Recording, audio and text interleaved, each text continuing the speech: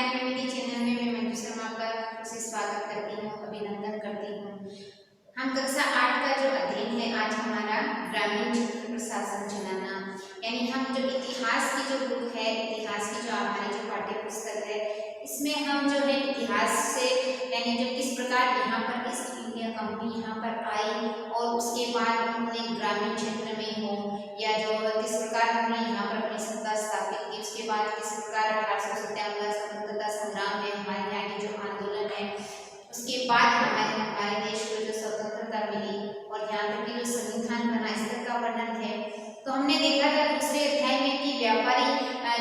जो बनकर आई जो एक कंपनी ईस्ट इंडिया कंपनी, यानी व्यापार से किस प्रकार अपने यहाँ पर साम्राज्य स्थापित करती है, यानी अपनी कंपनी सत्ता यहाँ पर किस प्रकार स्थापित करती है। तो हमने देखा था जब बंगाल और जो मैसूर में उन्होंने सबसे पहले यहाँ पर बंगाल पर अधिकार किया था, धीरे धीरे पूरे भारत पर उन्होंने अधिकार कर लिया था। अब ये ग्रामीण क्षेत्र में उन्होंने किस प्रकार शासन चलाया, इसके बारे में आज हम देखेंगे।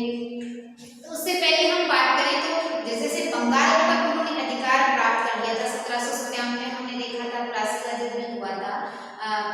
नवाब सिराजुद्दौला और अंग्रेजों के बीच में, तो उस समय अंग्रेजों को यहाँ पर सफलता मिली थी। तो उसके बाद बंगाल पर उन्होंने अधिकार कर लिया था। तो उसके बाद क्या हुआ, यहाँ पर जो है 12 अगस्त 1765 को, ध्यान देना एक डेट आपकी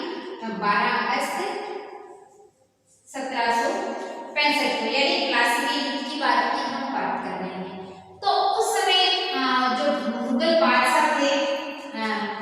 शाह आलम थे, उस समय शाह आलम द्वितीय थे, उस समय जो थे शाह आलम द्वितीय थे उस समय। तो उन्होंने क्या किया था, यहाँ पर 12 अगस्त 1765 को यहाँ पर बंगाल की दीवानी दे दी, जिसको बंगाल कंपनी को,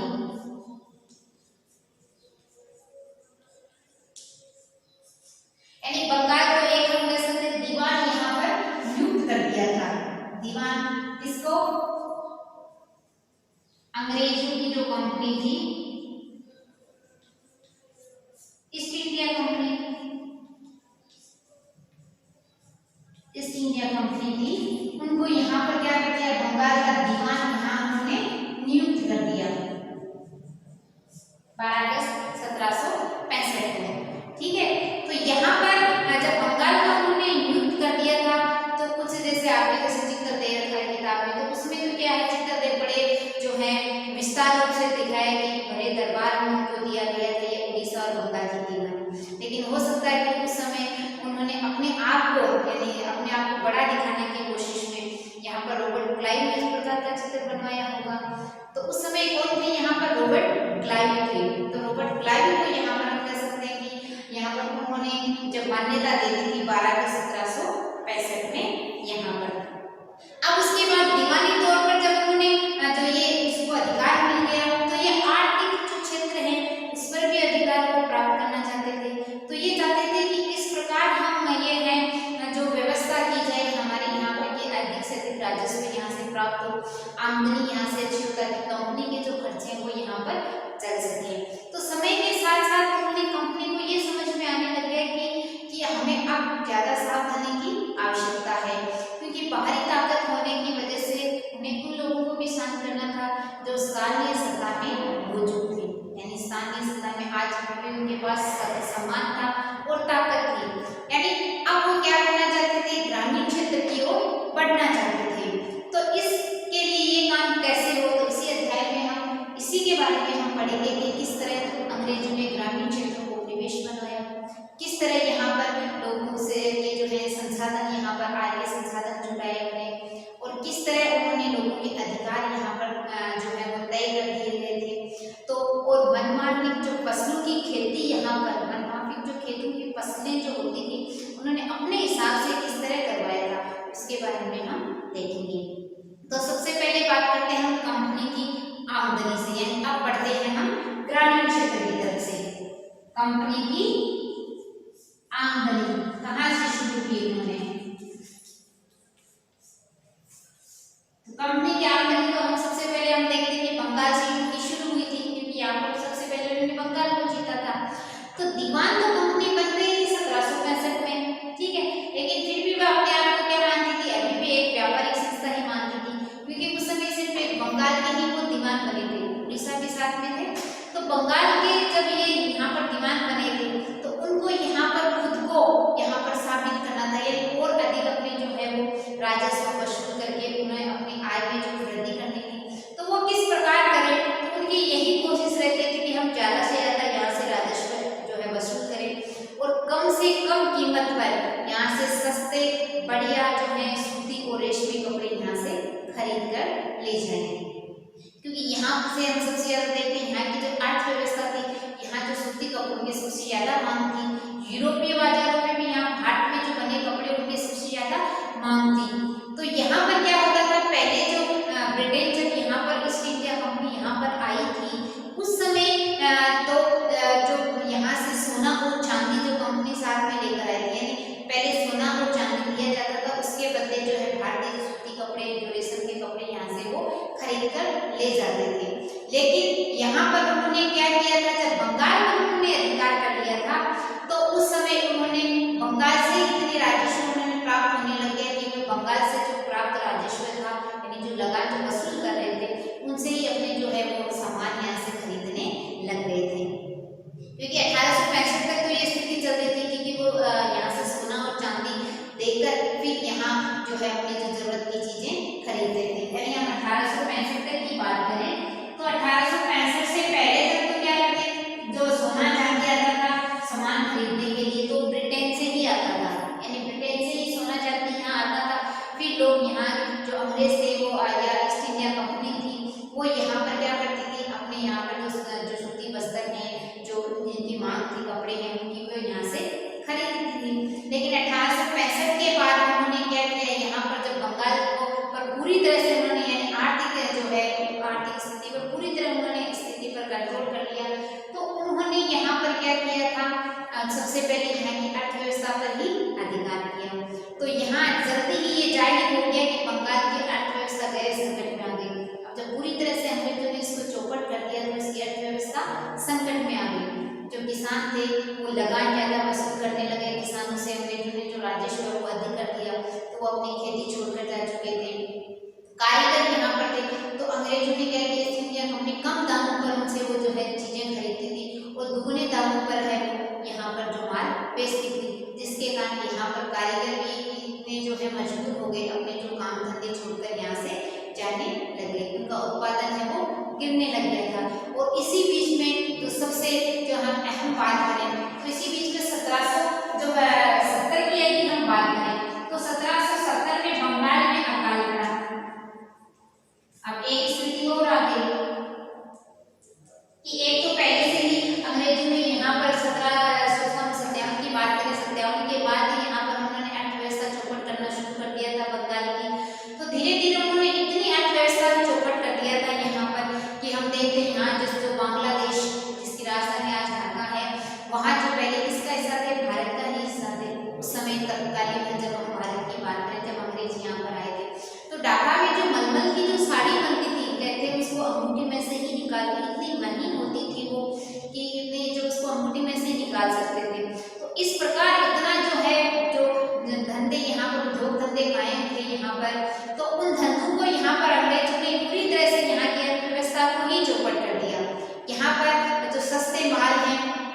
तो वो यहाँ पर जो सस्ते कम कीमत पर यहाँ खरीदते थे और तैयार माल जो माल कहाँ पर जाता था, ब्रिटेन में, क्योंकि उस समय ब्रिटेन में औद्योगिकरण शुरू हो चुका था, यानी औद्योगिक क्रांति हो चुकी थी। तो वहाँ पर तैयार माल को दुगने जो है दामों पर यहाँ पर भारतीयों को खरीदने के लिए मजबूर करते थे। तो धीरे धीरे यहाँ के कारीगरों के लिए क्या किया, यहाँ के धंधे ही चौपट हो गए, किसानों से भी लगान वसूल होने लगे ज़्यादा से ज़्यादा, तो वो भी धंधे यहाँ पर छोड़ने लग गए थे। इसी की 1770 में बंगाल में एक अकाल की स्थितियाँ इतना जो भयंकर हम कह सकते हैं, इतना भयंकर अकाल था कि 1 करोड़ लोग इसमें मारे गए थे। यानी बताया जाता है कि 1 करोड़,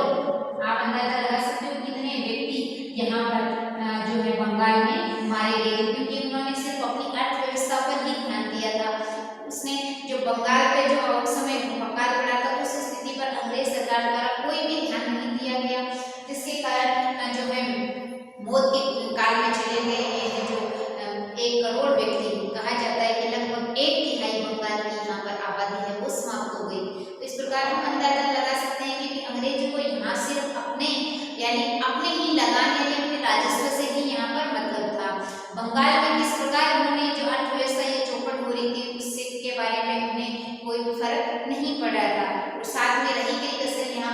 बंगाल में अकाल पड़ा, उन्होंने यहाँ पर स्थिति कर दी। तो अब उन्होंने सोचा कि जब अब यहाँ पर देखो, यहाँ पर स्थिति अब जब अकाल जब पड़ा यहाँ पर,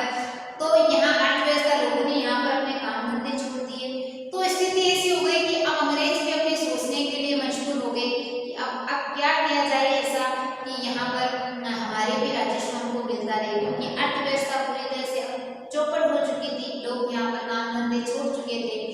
तो यहाँ पर उनके सामने ये संकट थी और कंपनी के ज्यादातर अफसरों को अब लगने लग गया कि अब हमें जमीन की तरफ यानी खेती की तरफ ध्यान देने की आवश्यकता है, यानी अब हम उसमें जमीन में निवेश कर सकते हैं ताकि हम यहाँ से अपना राजस्व कंपनी के लिए वसूल कर सकें। तो खेती की तरफ उनके लिए खेती में हम क्या सुधार करें, तो उसके लिए उन्होंने क्या किया, यहाँ पर ये जो है तरीके अपनाने शुरू कर दिए, यानी ये काम किस तरह से करें। तो ये 2 दशकों तक तो इन पे ऊपर जो बहस चली थी, उसके बाद 1800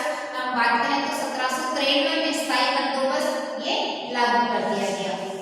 ये प्रश्न बनता है स्थायी बंदोबस्त का ध्यान देना। स्थायी बंदोबस्त कई बार आता है, स्थायी बंदोबस्त कब लागू किया गया, तो 1793 में स्थायी बंदोबस्त लागू कर दिया गया। ये क्या होता है इसके बारे में देखते हैं। स्थायी बंदोबस्त, अब इसमें क्या किया गया था कि इनकी जो शर्तों के हिसाब से जो राजा हैं, जो तालुकदार हैं, उनको क्या कर दिया, जमींदारों के रूप में मान्यता दे दी। तो यहाँ के जो स्थानीय शासक हैं उनको क्या कर दिया, जमींदारी के रूप में उनको इस प्रकार की मान्यता दे दी, क्योंकि उन्होंने यहाँ पर ऊपर अधिकार कर लिया था स्थानीय सतह पर भी। तो उनको अधिकार दे दिया गया कि आपका क्या काम है कि आप किसानों से राजस्व वसूल करें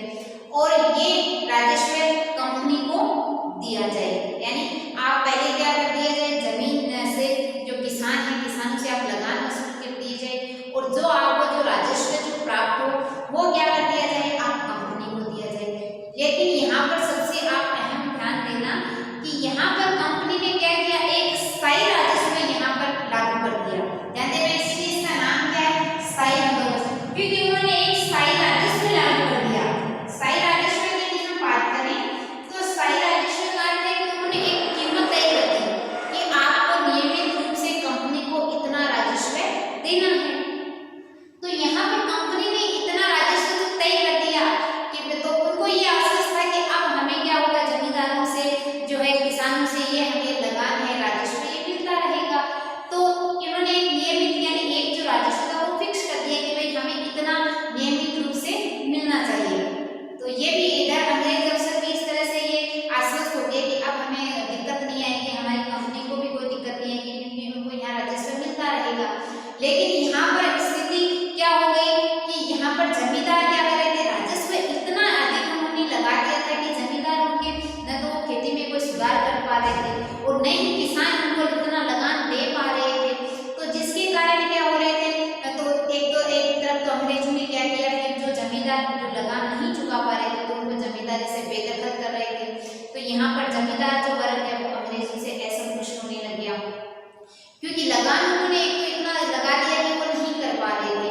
दूसरी तरफ से धीरे धीरे फिर क्या हुआ, 19वीं सदी के आते आते हालात थोड़ा सा फिर चेंज हो गए। किस प्रकार चेंज हुए, हालात बदलते गए, कैसे कि खेती में धीरे धीरे सुधार होने लग गया। अब खेती में सुधार होने लग गया तो जमींदारों ने क्या किया था, सुधार की तरफ तो ध्यान नहीं दिया, लेकिन उनकी आमदनी बढ़ने लग गई, क्योंकि खेती में सुधार हुआ तो जो खेती बढ़ी यानी फसलें में जो इसमें जो सुधार हुआ तो उनकी तो आमदनी बढ़ गई। लेकिन यहाँ पर कंपनी को कोई जो है आमदनी नहीं हुई। क्यों नहीं हुई कंपनी को, क्योंकि हमने देखा यहाँ पर कंपनी ने क्या कर दिया था, स्थायी राजस्व लागू कर दिया कि भाई अपने हमें इतना ही आप दे दीजिए। तो यहाँ पर ये इनके साथ की समस्या आ गई कि अब हम जो किसान से या जो जमींदारों से जो वसूल कर रहे हैं इनसे तो हम इतना खर्चा नहीं चला पा रहे थे। अब दूसरी तरफ किसान आ गए, एक जमींदारों को तो क्या हो गया, आमदनी मिलने लग गई, लेकिन कुछ जमींदार जो लगान नहीं चुका पा रहे, ध्यान देना, उनको जमींदारी से बेदखल कर रहे थे। तो जमींदारों का एक वर्ग असंतुष्ट भी था अंग्रेजों से, और दूसरी तरफ किसानों ने क्या किया, किसानों को भी ये स्थिति दमनकारी लगी। कैसे कि एक तो ये अंग्रेजों को जो है वो पहले तो आप जमींदारों को लगान देते थे, तो लगान देने से उनको क्या, उनकी खुद की जमीन नहीं थी, अपनी जमीन को भी वह सुरक्षित मानते थे, इसलिए क्योंकि यदि वो लगान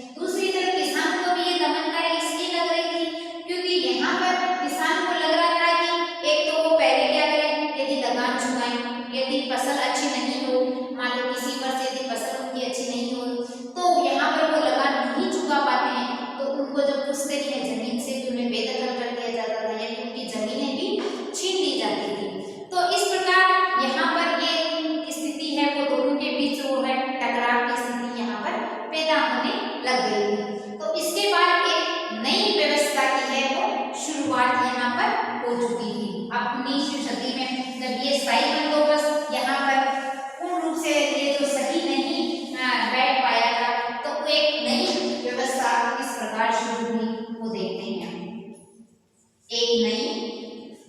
व्यवस्था। हमने देखा जो आपस में जो इनका जो चल रहा था लगान लेने का, तो इनसे क्या हुआ था, बहुत सारे कम अधिकारी को ये यकीन हो गया कि अब स्थायी बंदोबस्त में बदलाव लाना जरूरी है। इसलिए क्योंकि उन्होंने स्थायी फिक्स कर दिया, तो वो जो जमींदार है वो जितना उतना देते, तो कई बार आमदनी ज्यादा होती तो जमींदारों को तो आमदनी हो जाती, लेकिन कंपनी को तो राजस्व उतना ही मिलता जितना उन्होंने स्थायी यानी जो फिक्स कर रखा था उतना ही मिलता था। तो उनको लिए अपने जो व्यापार के लिए और अपने शासन को बढ़ाने के लिए और ज्यादा खर्चे और पैसे की आवश्यकता थी, इसलिए उन्होंने स्थायी बंदोबस्त में ही परिवर्तन कर दिया। तो इसके लिए बंगाल प्रेसिडेंसी के उत्तर पश्चिमी प्रांत जो आज उत्तर प्रदेश में आते हैं, उसके जो प्रांत है बंगाल के, उस समय तत्कालीन प्रेसिडेंसी के उत्तर पश्चिमी प्रांत थे, उनमें उन्होंने क्या किया, एक होलैंड मैकेंजी नामक एक अंग्रेज अफसर था, उसने 1822 में एक नई व्यवस्था लागू की थी। इसमें थे होल्ट मैकेंजी, ध्यान देना, होल्ट मैकेंजी। इन्होंने क्या किया था, 1822 में एक नई व्यवस्था लागू कर दी थी जिसको महालवारी बंदोबस्त, महालवारी बंदोबस्त का नाम दिया गया था। नई व्यवस्था उन्होंने शुरू कर दी। अब इसके बारे में देखते हैं नई व्यवस्था है क्या। अब देखो, हमने स्थायी बंदोबस्त के बारे में देखा कि यहाँ पर कंपनी अपना व्यापार बढ़ाना चाह रही थी, उसके खर्चे भी दिन दिन बढ़े जा रहे थे, तो उसमें उसने वो परिवर्तन करना चाह रही थी कि भाई अब हम राजस्व स्थायी नहीं करेंगे, हम अपने हिसाब से उसमें संशोधन भी कर सकते हैं। तो 1822 में होल्ट मैकेंजी ने एक नई व्यवस्था लागू कर दी। अब इसको विश्वास था कि उत्तर भारतीय जो समाज है, गांव के जो गांव है, वो हमारे लिए बहुत ही महत्वपूर्ण है। तो उन्होंने क्या किया, यहाँ के जो कलेक्टर, हमने देखा था जो उन्होंने नई जो व्यवस्था अपनाई थी, उससे पहले व्यापार से साम्राज्य तक हमने दूसरे अध्याय में पढ़ा था, तो उसके तहत उन्होंने जो कलेक्टर जो उन्होंने नियुक्त किए थे, उन कलेक्टरों को ये आदेश दे दिया कि आप हर गांव जाकर प्रत्येक हर एक खेत का क्या करें, आप राजस्व को अनुमानित जो लगान है वो तय करें, यानी एक खेत के प्रति हिसाब से वो लगान है वो एक किसानों से वो तय की जाए। तो इनमें क्या होते थे, हर गांव होता था या ग्रामों का समूह है, इसको क्या कहा जाता था, महाल कहा जाता था, यानी गांव का जो समूह है उसी से लिया गया है ये महाल। तो उस समय हर गांव का एक गांव यानी एक या तो एक गांव या गांव का समूह है, इसको नाम क्या दिया गया था, महाल नाम दिया जाता था, क्योंकि यहाँ से ब्रिटेन को या ईस्ट इंडिया कंपनी को यहाँ राजस्व वसूल होता था। तो यहाँ पर उनको स्थायी राजस्व जो है वो नियुक्त नहीं किया गया, यानी ये तय किया गया कि हम आवश्यकता पड़ने पर या समय समय पर इसमें हम संशोधन में भी बदलाव ला सकते हैं। और सबसे बड़ी बात कि इसमें जमींदारों के बजाय यहाँ पर राजस्व लगाने का जो है जो उसको गांव के मुखिया को सौंपा गया था, यानी कंपनी को राजस्व लगान करने का जो है वो जिम्मा, यानी पहले हमने देखा था स्थायी बंदोबस्त में जमींदार किसानों से लगान लेते, फिर जमींदार है वो क्या करते थे, यहाँ पर कंपनी को देते थे लगान। तो यहाँ पर उन्होंने गांव के मुखिया को फिक्स कर दिया, यानी कि गांव अब जो गांव के समूह है, तो जो मुखिया होगा वो किसानों से क्या होगा, लगान वसूल करेगा, यानी अब जमींदारों को यहाँ से हटा दिया गया था। और इस व्यवस्था को क्या नाम दे दिया गया, महालवारी बंदोबस्त नाम दे दिया गया था। अब एक दूसरे में इंपॉर्टेंट आती है मुद्रो व्यवस्था। इसके बाद हम देखें मुद्रो व्यवस्था के बारे में भी आपसे कई बार क्वेश्चन पूछा जाता है, तो मुद्रो व्यवस्था क्या है वो देखते हैं। अब हम ये महालवारी व्यवस्था हमने देखी थी उत्तर भारत की, यानी हम उत्तरी भारत की तरफ यहाँ पर चलते थे। अब मुद्रो उस समय क्या थे, थॉमस मुद्रो, ये थे एक उस समय मद्रास के गवर्नर थे,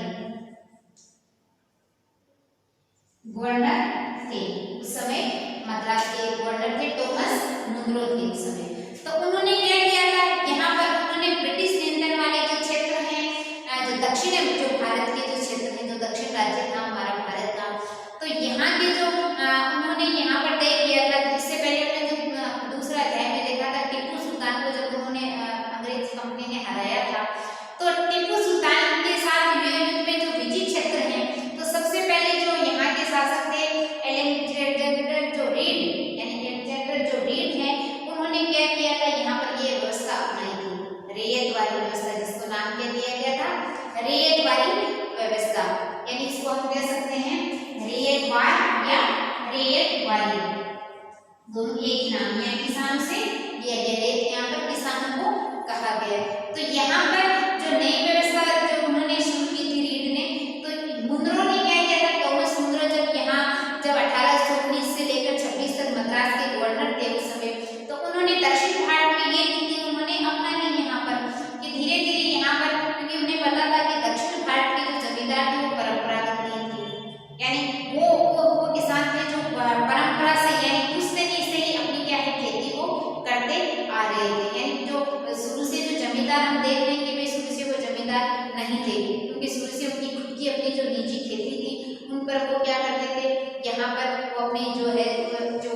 खेती यहाँ पर किया करते थे। तो उनसे पहले उन्होंने यहाँ पर आंकलन यहाँ पर किया और नई व्यवस्था यहाँ पर लागू कर दी, यानी जिसको नाम क्या दे दिया गया, रेतवार या रेत वाली बंदोबस्त उन्होंने यहाँ पर लागू कर दिया गया था। ठीक है, अब यहाँ पर लागू कर दिया गया। तो मुंद्रो की ये व्यवस्था यहाँ पर थी कि अंग्रेज पिता की भांति यहाँ की जो है वो किसानों की रक्षा करें, कि भाई यहाँ पर उन्होंने व्यवस्था तो इस तरह से लागू कर दी गई कि अब किसानों से ही क्या करने लगे, सीधा है वो क्या लगान वसूल किया जाए। लेकिन यहाँ सब कुछ ठीक नहीं था, क्योंकि जमीन से जो कंपनी है सीधे जो बंदोबस्त लागू करने के लिए उन्होंने जो लगान वसूल करने का जो व्यवस्था अपनाई थी, लेकिन वहाँ जो अफसर थे यहाँ के राजस्व जो वसूल करने वाले, उन्होंने इतनी जो राजस्व लगान यहाँ उन्होंने लगा दी कि किसान यहाँ लगान चुका ही नहीं पा रहे थे। तो बहुत सारे जो किसान हैं वो गांव से भाग रहे थे, बहुत सारे गांव हैं वो वीरान हो चुके थे यहाँ पर, क्योंकि यहाँ पर बहुत सारी जो फसलें हम देखते हैं कि यहाँ पर जो अन्न के जो धान यहाँ पर जो खेती की जा रही थी, तो किसानों से जो राजस्व यहाँ पर जो वसूला जा रहा था वो यहाँ पर इतना उन्होंने जो व्यवस्था इस प्रकार की उन्होंने कर दी थी कि यहाँ के जो किसान है वो खेत छोड़कर ही भागने लगते थे। तो इस प्रकार हमने देखा कि किस प्रकार किसानों ने यहाँ पर ग्रामीण क्षेत्र पर अपना जो है लगान या वर्चस्व और निवेश बनाना उन्हें शुरू करने के लिए उन्होंने अलग अलग यहाँ पर व्यवस्था अपनाई। सबसे पहले हमने देखा स्थायी बंदोबस्त उन्होंने लागू किया था उत्तर भारत में चले तो, उसके बाद जो महलवारी व्यवस्था भी यहाँ पर उन्होंने लागू की थी, उसके बाद उन्होंने रेतवारी जो है किसान व्यवस्था जो बंदोबस्त उन्होंने लागू किया था। आगे हम देखेंगे कल इसमें, इसको आप एक बार देखना और समझना। कल हम जो आगे यूरोपीय जो फसलें हैं उनको भारत में किस प्रकार लागू किया, और विशेषकर एक फसल के बारे में आपकी किताब में जो बताया गया नील की खेती, किस प्रकार नील का विद्रोह किस प्रकार हुआ, उसके बारे में हम कल देखेंगे। तो जो नई व्यवस्था उसमें आप एक बार स्थायी बंदोबस्त कब लागू कर दिया गया, या कंपनी को दीवान बंगाल और उड़ीसा